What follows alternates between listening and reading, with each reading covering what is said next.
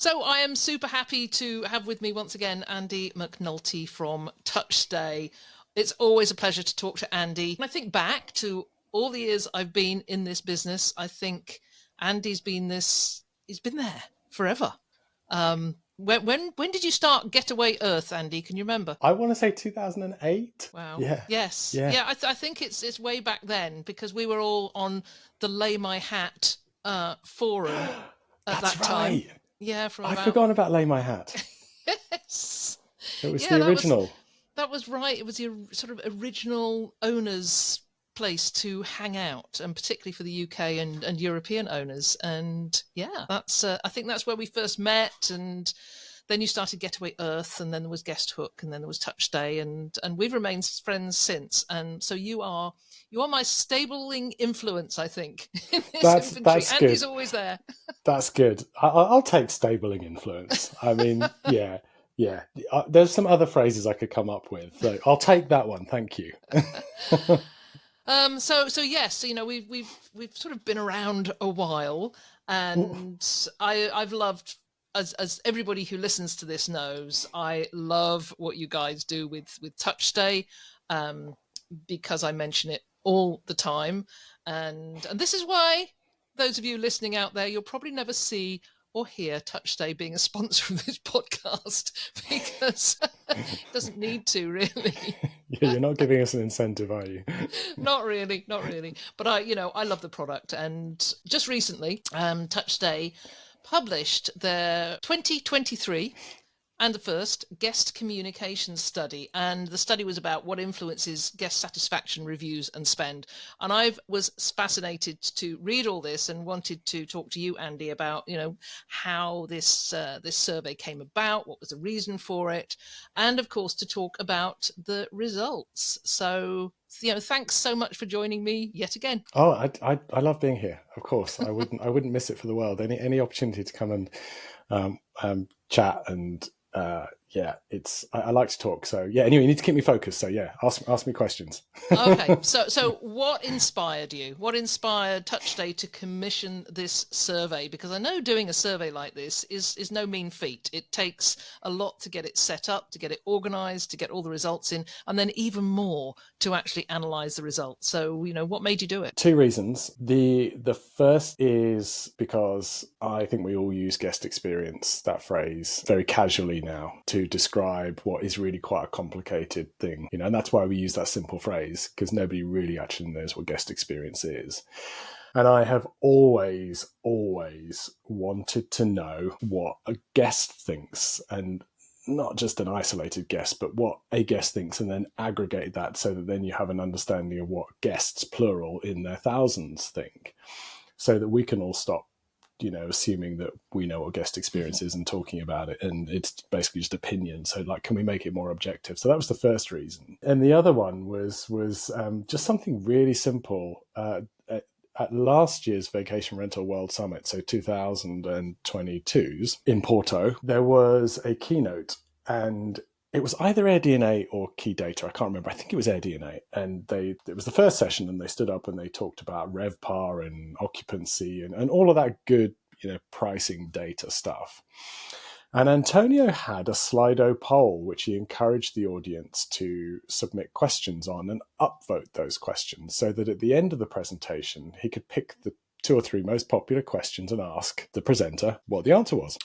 Well, the top upvoted question was, can you tell me whether my guests prefer to be met on arrival or whether they would like self-check-in? And I thought to myself, wow, we've just listened to pricing and RevPAR and occupancy. And actually what you really want to know is, what do my guests think of what I'm doing?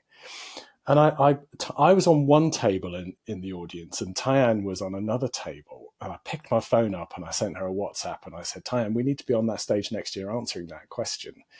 So that was really the catalyst for it. So I wanted to find out what guest experience meant, and then this was the kind of the nudge to say, well, let's go and do it. So we basically said, well, how are we going to do it? And shall we ask our audience? Should we ask our audience to ask their guests? Should we just ask our audience what they think? And we realized pretty quickly that was going to have a certain bias to it, because if we ask industry people, then they're going to give industry answers, and if we ask our friends, they're going to give it, so basically we had to get an independent survey organizer, which we picked YouGov, to run this survey and to go out there without bias and to ask vacation rental guests in the US those specific questions.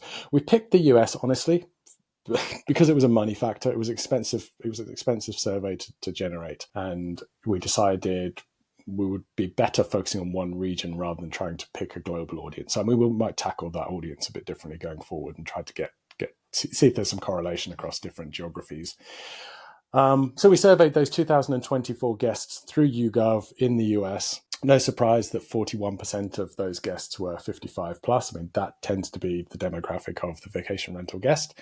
But nonetheless, there were 63% that were 35 and over. So, and there were a smattering of younger audience too. But really, those are not the ones that are necessarily buying yet. It's their parents or their grandparents that are paying the trip and they're going along.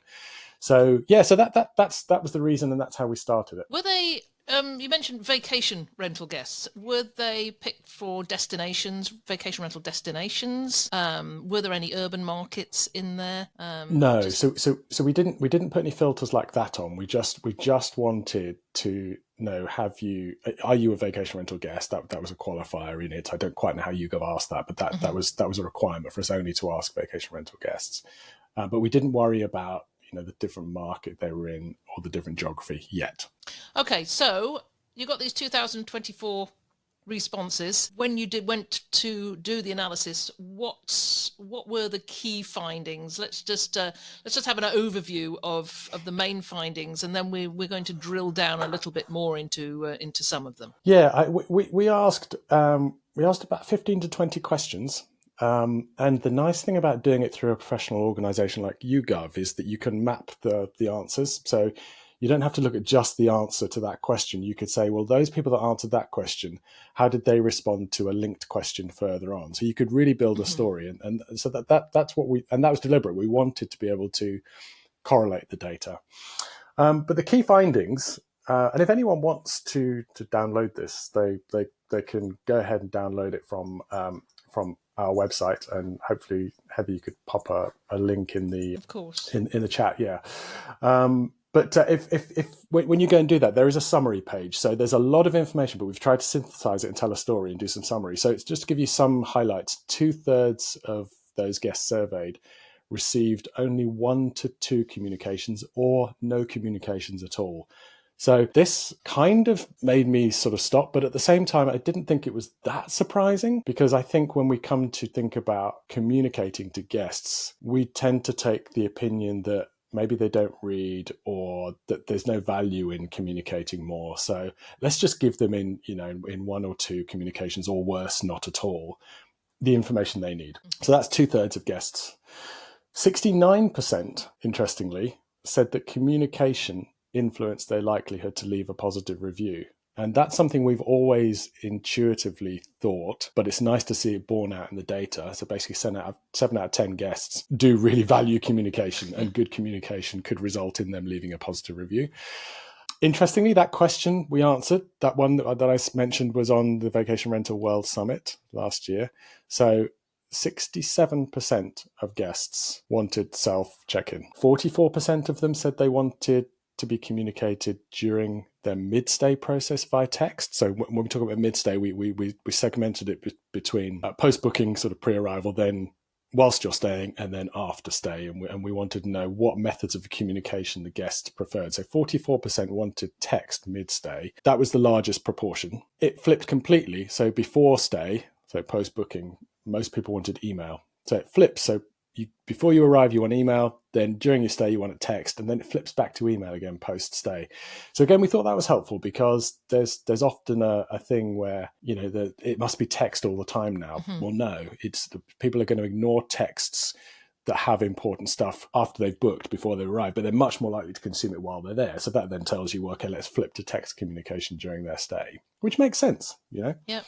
But the one thing that kind of really stood out for me in all this was that less than half of guests felt what we termed very well looked after. And very well looked after was a phrase that I was keen to use, because it's a signal for me of good hospitality. Mm-hmm. Nobody wants their guests to feel that they've had an okay stay.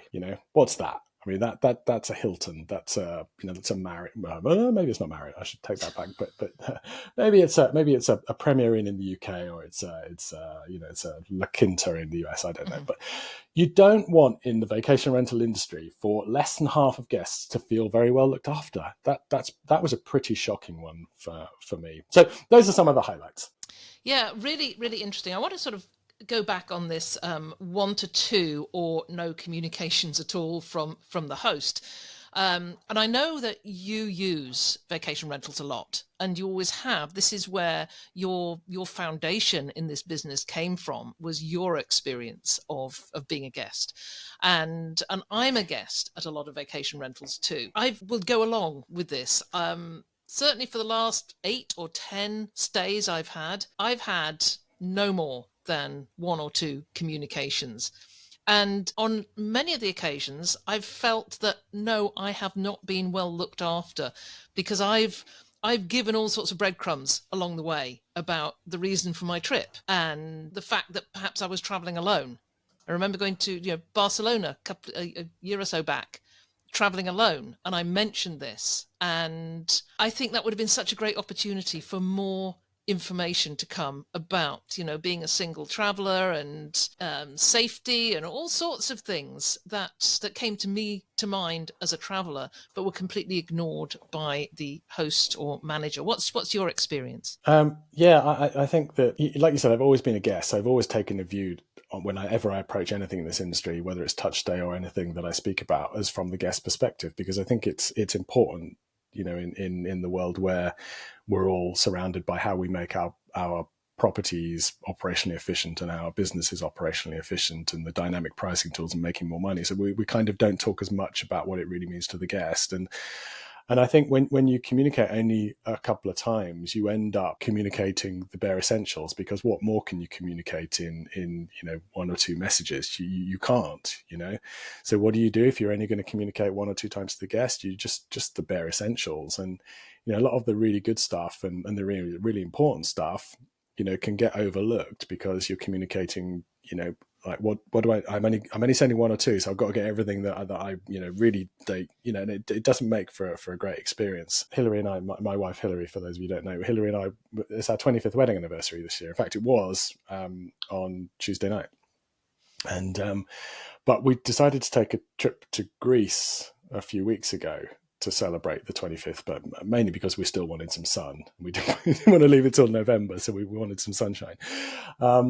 But we stayed, Heather, not in vacation rentals on our 25th wedding anniversary, but at a nice hotel, a nice resort in Greece. And I came back from that with, dare I say, a slightly different view on hotels. And they did it so exceptionally well. And the stuff they did wasn't rocket science. The stuff they did was about connecting with us as humans. So, when we arrived, of course, a hotel can do things differently. But my point is going to be that you can also do this yourself if you think a bit more about it as a vacation rental professional.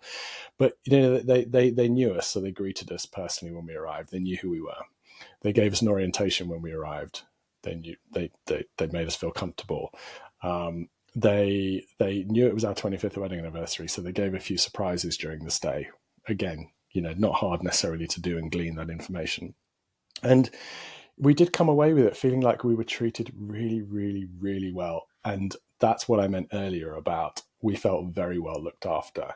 And I think that our industry is uniquely positioned to make that something that every guest can feel. Let's aspire to that. I mean, we're not going to achieve every guest, but we should aspire to it. I mean, if a hotel can do it, hotel we stayed at, the one we stayed at, had 1,000 guests, while we were there. And they managed to do it. And there are ways that this can be done electronically, but we're not trying hard enough with 1 or 2 communications. We're never going to get that very well looked after feeling. First of all, happy anniversary. Thank you. Glad you had a good vacation, and congratulations for achieving that milestone. And this whole thing about the hotel looking after you when they've got 1,000 guests really comes back on this argument that I hear a lot from people. Well, we've got 50 properties, we've got 100 properties. It's really difficult to scale this, and I just do not think it is anymore. I mean, certainly now with so much AI available, I think it's so much easier. And I'm just going to give you just another story of mine. And going back to another conference, went to VRWS in Como a couple of years ago. Do you remember that one? Great conference. And as a child, I used to go to a small campsite, no more than 10 miles from Como. And when I had my own children, I took them back to that same campsite. So over the years, the two generations went to this same tiny, tiny little campground on a tiny, tiny lake. And so when I booked my accommodation, this was sort of 20 years on, 30 years on from the last time I'd been there. And I wanted to go revisit. And I'd mentioned it to the manager that, I had no idea whether it had been developed or what it was going to be like. And I heard absolutely nothing. And I think, we did all the organisation to go back to find this place and find that it really was, you should never go revisit these places because it's never as good as it was. Yeah. But I think they missed a real opportunity there. As I was saying, of dropping breadcrumbs. Your guests drop breadcrumbs all the time about their reasons for going places and, their reasons for a trip. And though, if you listen to those breadcrumbs and use them to create those experiences, then you've just got so many more opportunities. And you just said it all about that, your trip on your anniversary and being recognized and having that really human connection. Yeah, and it really comes down to that human connection is a phrase, but what's that? That's communication. So that's what it comes down to. And just to pull out a stat from the report, which illustrates this perfectly, the level of satisfaction. In other words, satisfaction is a bad phrase. Let's call it what it is, which is the number of people who felt very well looked after was only 40% when your 1 to 2 communications. As soon as you go up to 3 to 5 communications, you're at 60% of people feel very well looked after. So that is not a stretch for anybody to move from 1 to 2 to 3 to 5. And if it is a stretch, go take a long, hard look at yourself and figure out whether or not you should be in the hospitality business, because it's not hard to communicate 3 to 5 times to a guest. And, what a surprise. That resulted in that group feeling very well looked after. So small iterations, small change to the process, which is all about the number of times you communicate, fosters that feeling of being very well looked after. So it is simply about communication. When I was at Verma last week, 2 weeks ago, and I sat on a panel, and we were talking about what's new in guest experience, which we did in Kansas City as well in the session before. And I had next to me a property manager from Anna Maria, a guy called Adrian Johnson of Seabreeze Vacation Rentals. And we didn't know anything about this communication study we'd done, and we hadn't released the results at all. But he talked about the number of times he communicates with guests. And as he spoke about, he said, we do some emailing, and then we sometimes call them when they arrive. And anyway, all these different points he talked about, they added up to 6. And I said to him, it's interesting, Adrian, that you have guests who leave the most amazing reviews, and guests who are very, very quiet on bothering you during the vacation. They're not needy at all. And you've done that because you've communicated 6 times, which is not far off the 3 to 5 I mentioned. By the way, if you go to 6 or more communications, the satisfaction increases a little bit, but not markedly beyond the 3 to 5. So you can communicate more and get a little bit out of it. And so he didn't know anything about the study, but he clearly touched that guest 6 times, and he's now got very satisfied guests who leave great reviews, who do not bother him at all during their stay. And I thought that was a great endorsement of how somebody of his size, he's got a lot of properties. He's a big property manager. He can do that. He can do that at scale. Mm-hmm. So let's talk about the 3 to 5 times. I mean, I know people are probably out there thinking, well, what am I going to say to them?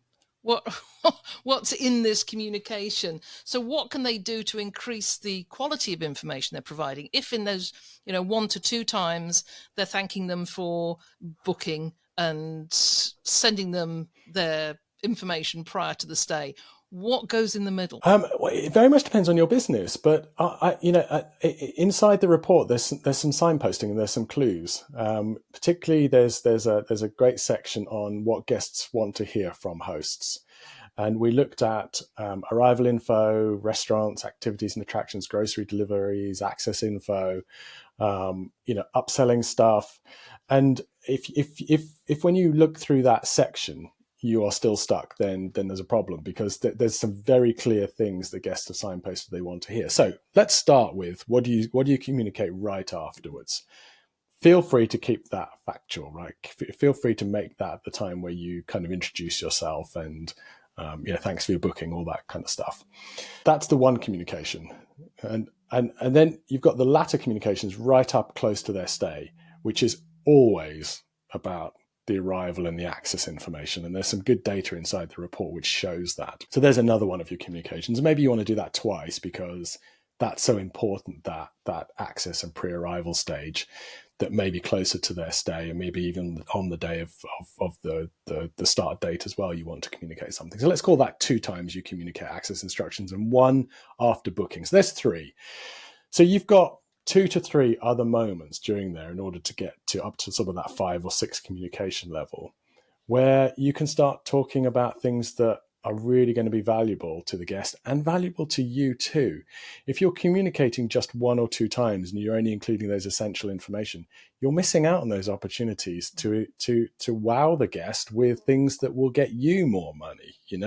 What other things can you talk to them about that you could upsell them? What other things can you talk to them about that are really unique in your area that will give them that really, really great feeling that they are being very well looked after? And it's not hard. 2 or 3 extra times. So what else could you include? Maybe you're in a destination where there are great restaurants and those restaurants get booked up in advance. So, well, there you go. So maybe 2 or 3 weeks prior to arrival, maybe even a month prior, you send that message which says, restaurants get booked up. We've got some great recommendations. These are the ones you should go to, but you do need to book them now. Guests will be receptive to that if you've set that scene on that post-booking email, which is a nice introductory. And maybe even suggest to them in that introductory email after booking that they will hear from you a few more times before their stay with really valuable information. You'd be surprised, well, the data says it, how much the guest appreciates that. So those are some of the things. I mean, I won't go into all the details, but there's a lot in the report with specifically when guests want to hear from hosts and what they want to hear. I know when I've been to places, we went to Costa Rica, my sister and I, a couple of years ago, and we wanted to do trips. We wanted to do some whale watching, and we wanted to do some zip lining, and all these things did have to be booked in advance, because I'd experienced this on a previous occasion when we'd arrived and wanted to do some trips, and we couldn't because they were all booked up and we hadn't got that information prior. So it's things like that, and it's only the people that are the owners, the managers who are in that location that absolutely know when the restaurants are if a restaurant's going to be booked up, or if or if activities need to be booked in advance.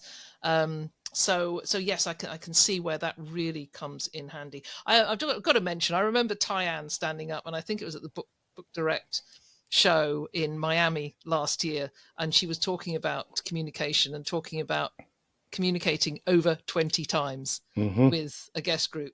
However, that caveat to that is that in that location in Branson, these are massive family reunion groups that come, and Tyann's very much aware that the person organizing these events needs help in that organization, and that's where the multiple communications come in, because she's helping them organize meals for 36 people and things like that. So it really does depend. It's only you, the operator, that knows your guests and what their needs are. Exactly. And I think her flow also includes some things afterwards as well, which I'd really focus there on the sort of the pre-stay. But you're right that you can elaborate once you've got the guest happy and satisfied, and they feel with a good relationship with you. You're communicating really well. You're doing that equivalent of our experience when we got to the hotel. You're doing all of that in front.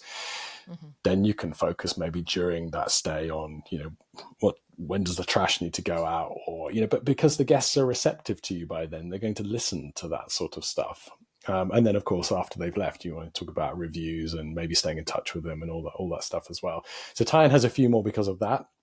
The one thing I would say is don't avoid the phone either. So Adrian Johnson, the Seabreeze property manager that I mentioned, they do call, and they do it at scale. They've got a lot of property, so it's also possible to do that. And this talks a little bit to stuff that we've spoken about before in terms of guest communication, that each guest is different. So not everybody wants to have a text or email or a phone call, but there are some that do.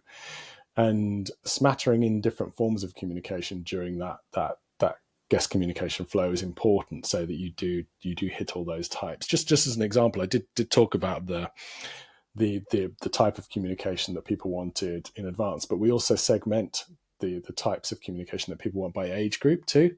And it's quite interesting to see that too. So if you look at the report, you could possibly glean some things about the kind of profile that comes to stay with you and the way that they would prefer to receive communications.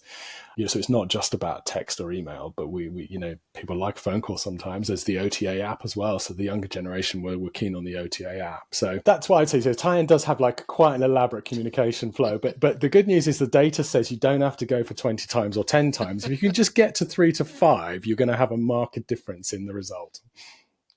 I found it interesting that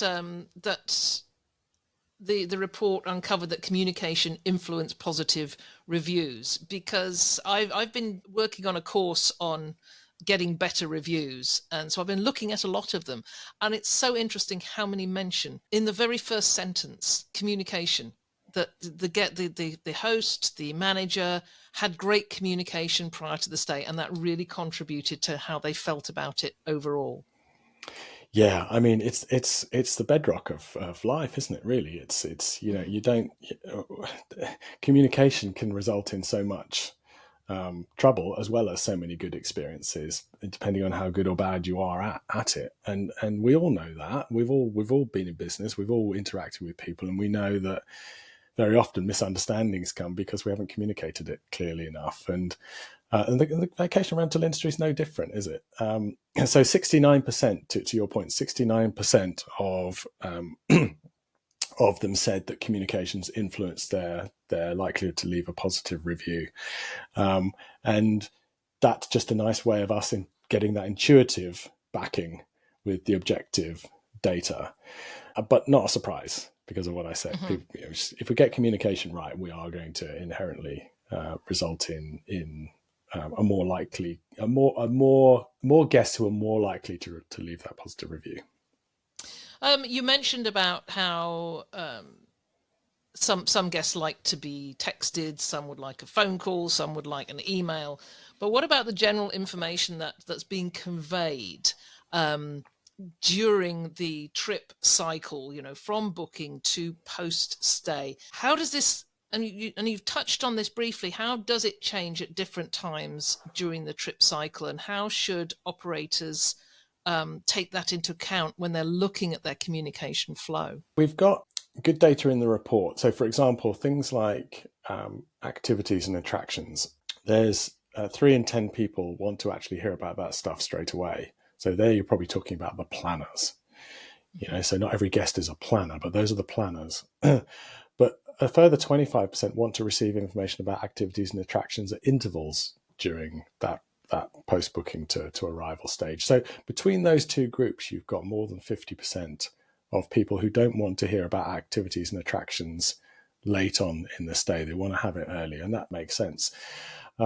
But then you can flip to grocery delivery, and the data is far less clear on that. You've got segments wanting it at all times. In fact, you've got 3 in 10 people never wanting to have grocery delivery information. What does that say? Maybe that says that they've never actually experienced that, or maybe they've never had an experience where somebody has actually done a grocery delivery for them, and therefore they want it in the future. Things like access information. 3 in 10 guests want it 1 to 2 days before. 12% want it on arrival. 16% want it 1 week before. So within that whole segment, you've got over 50% of guests want their access information no later than 1 week before their stay. So those are the kind of things that the report also gives you, not just how often to communicate and what method to communicate, but what to communicate at the different times. And it's quite useful if you're sitting there and wondering, gee, I wonder when I should be doing all of this stuff, is take a look at that. And it will give you some pointers. I stayed somewhere recently where the access information came 12 hours before, and I was panicking because I was traveling, and I was going to arrive and then in a strange country head to this place, and I had no arrival information because I couldn't access it during that period. And so once arrived, and there was the information for me, but I was already, and this was a term that used to be used in our company, pre-soured. Yeah. So that because I'd had this minor stressful and anxious period before the travel, because I didn't have this information to make me feel more comfortable about arriving and getting it all the way through the flight. I was thinking, am I going to get this when I arrive? Yeah. Is it going to be there? Am I going to get there and find that my phone's not working? Yeah. Yeah. So that pre-souring is a real thing, and we knew it for 20 years as we run our property management company. We endeavoured all the time to remember that travelers could be pre-soured just by the omission of something.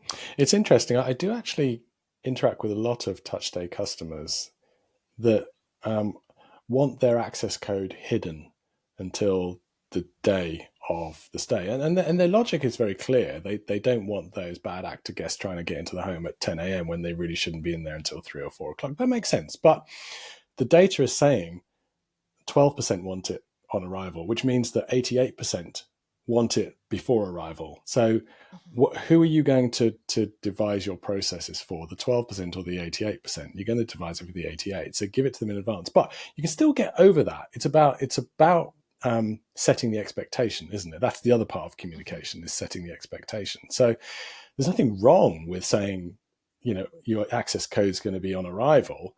But to your point, if you tell me that, and also then give me the instructions on how I use that code in advance, so that when the code drops on the day, I know what to do with it. Like I've seen the video on how to operate the keypad, or I know where the lockbox is, or whatever, then you're probably not, well, I certainly wouldn't stress as much, because I know that that guest who has that host that has bothered to communicate to me in advance will follow through, and I can trust them to deliver me the information at the right time when I arrive. I'll have that sense of feeling trustworthy. They are trustworthy, and I'll relax. So I think that's what it's about. It's about listening to the survey. 88% want it before, but then if you do want to hide it, until that day, then tell the guest that's what's going to happen, and tell them how to use the code when they arrive. Yeah, and I think that you make a very good point. It's not exactly the code, but it's how you do that access. I always remember your story about arriving at a place in London, was it? In the London. Blue box on the wall? Yeah. And arriving at night? Yeah, Tyann and I arrived into a residential London old Mews cobbled street, very quintessential London. But we arrived there at gone midnight. I think it's like 12:30 in the evening or something, and we had no clue where this key was. It was supposed to be in a lockbox to the right of the door. Well, there was no lockbox to the right of the door, and we were manoeuvring the car to shine the lights on the front door, and of course we had the engine running, and I think I was driving a Mini at that stage, and the Minis have like quite a growly sound to them. So all these neighbours who were trying to sleep must have been like, "What on earth?" And it's probably not the first time they've heard that. But anyway, it wasn't in a lockbox there. The lockbox was tucked away under a hatch to the right of the door, which, to be fair to the property manager, they did have a 24-hour service. And when we called them and we asked them, they told us exactly what to do. But that should have been a far easier experience. Yes, yeah. Yes, that's one. I remember yours. Certainly remember my feeling. So that's definitely something for people to take on board.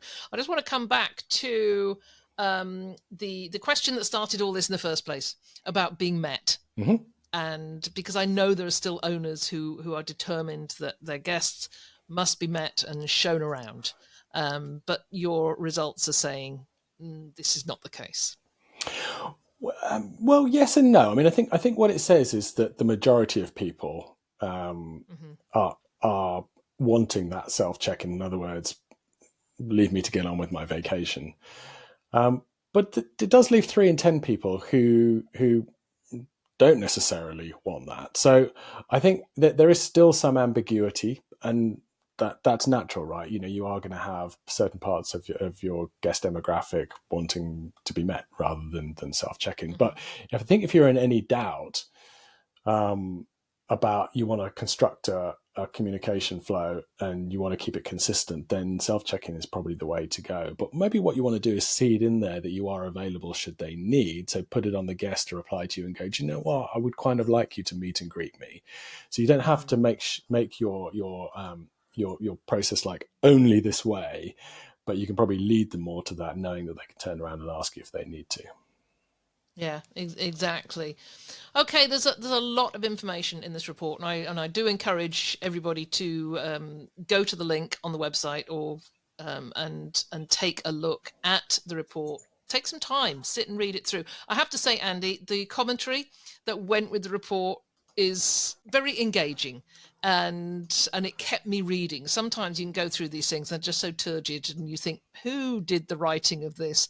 But this report I found so interesting, and the commentary was just as interesting. Well, big shout out to Kate there, because Kate was the one that wrote all those really great interpretive words.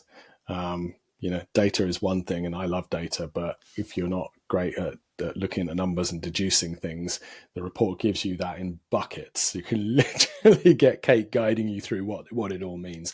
The link, by the way, touchday.com/guest-communication-study. So guest communication study with a dash between 3 words. Perfect. And as I say, it will be in the show notes as well. So, having got this report, what can you put in a nutshell what owners and managers could actually put into practical action straight away? Oh, I mean, I think the overriding one, the most compelling one for me, is just to go, if you are one of those that's only communicating a couple of times, move up to 3 to 5 communications. If you're already at 3 to 5 communications and you're looking for marginal gains, head up. Keep going, 6, 7, 8, 9, 10. I'm not saying they don't improve, they do, but it's just not as noticeable as going from 1 or 2 to 3 to 5. So I'd absolutely communicate more. We've been saying it for ages, but the guest data now says it, so it's not just us. Communicate more. And I would say do the right communication at the right time. So if you're going to communicate more, just think about some of those data results about when people want information, particularly that access information. Make sure you get that to them later in their stay, but not so late that they're panicking. And look for those upsell opportunities as well. We haven't really covered that too much, but the report does talk about the money being left on the table by people who are not communicating the opportunity for guests to buy stuff. So check that out too. I talked to Derry Green recently from the Secret Garden Glamping, and we had we had a little discussion on there about communication and about upselling, and he was talking about his upsells, and one of them, he has wood-fired hot tubs for each of his glamping pods, and he charges extra for getting them all ready for the guest as they arrive. He sells marshmallow kits, s'mores kits, and there are other upsells. And he said without continuous communication with his guests, he wouldn't get this across. What their options are, and people want to plan ahead. That you don't want to go for the morning of your vacation at the Secret Garden Glamping and think, oh, you'll really like a hot tub tonight. Right. And that would be a big shame, wouldn't it? Yeah, too late. That would be too late, and particularly when he's got a waiting list. I mean, he's now booked out until 2025. Yeah, so yeah. He's got that that upselling really nailed, and people are happy to pay extra for the things they want, and if they don't want them, they don't need to have them charged. So it's definitely a good area to be thinking about. Yeah. What other practical actions? So yes, increase the amount of communications. What else can they do right now?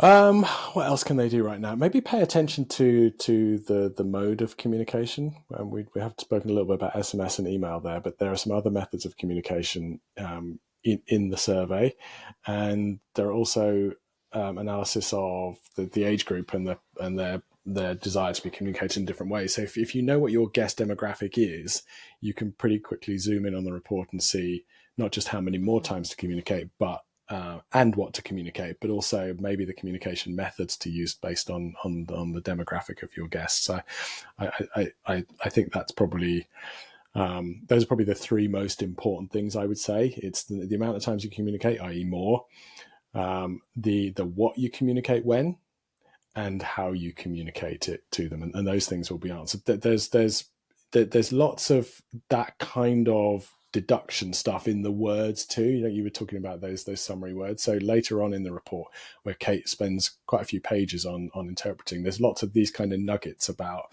what some of what I said, but more besides too. Yes, yeah, and as you're talking, I've just been scrolling through it because I'm just coming up to my last question, which is on the last page of the report, which is about the opportunity. You call it the opportunity cost of not communicating, and I think this is really important. Do you want to just talk us through that one? Yeah, I mean, it's like everything in life, isn't it? It's if you don't tell people stuff, then they're not going to know, are they? So if you've only got one or two communications, you're going to end up communicating the wrong stuff. When you've got more opportunities to communicate, then you've got more things that you can tell them. And if you're not utilizing that, then you're leaving money on the table in the sense of, well, nobody associates communication or good communication with your brand. They don't perceive you as necessarily a passionate host.